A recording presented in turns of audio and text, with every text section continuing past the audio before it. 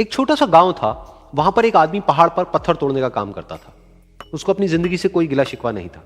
पूरा दिन वो काम करता, मेहनत करता। दिन के एंड में जो थोड़ा बहुत पैसा मिलता वो जा करके अपने परिवार के साथ में थोड़ा सा टाइम स्पेंड करता और चैन से सो जाता। तो एक दिन रोज की तरह वो अपना काम खत्म करके अपने घर की तरफ जा रहा था।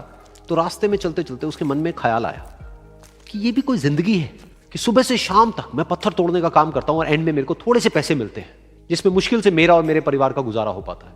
काश कुछ ऐसा हो जाए कि कहीं से मुझे कोई ऐसी शक्ति मिल जाए कि जो भी मैं चाहता हूं वो सच हो जाए।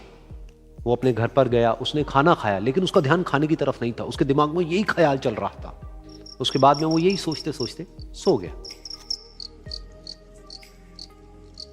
फिर नींद आने के कुछ देर बाद उसको एक सपना आया। सपने में उसने देखा कि रोज की तरह वो अपना काम खत्म करके अपने घर लौट रहा था।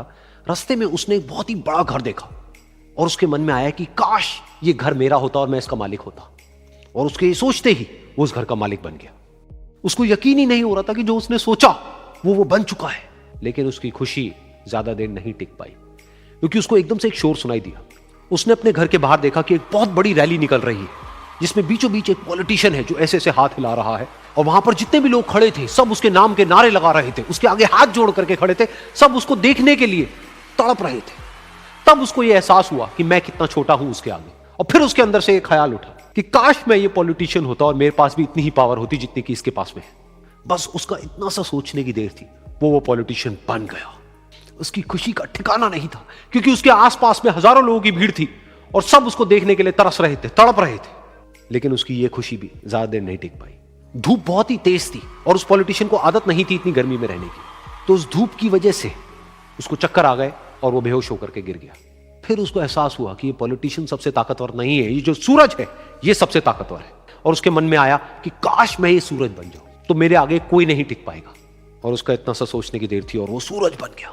और वो खुशी से पागल हो गया, क्योंकि पूरी दुनिया को वो ही रोशन कर रहा था और पूरी दुनिया में ऐसा कोई नहीं था जो कि उसकी रोशनी को रोक सके।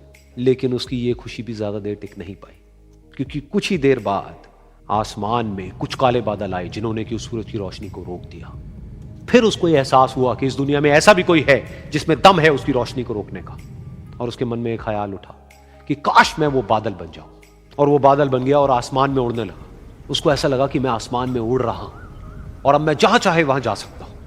लेकिन कुछ देर बाद वहां पर एक बहुत तेज हवा का झोंका आया जो कि उन बादलों को उड़ा करके ले गया। और फिर उसे ये समझ आया कि ये जो बादल हैं वो सूरज की रोशनी को तो रोक सकते हैं, लेकिन हवा को नहीं रोक सकते। ये हवा उनको बहा करके ले जाती है। फिर उसके मन में आया कि काश मैं ये हवा बन जाऊं। और वो हवा बन गया।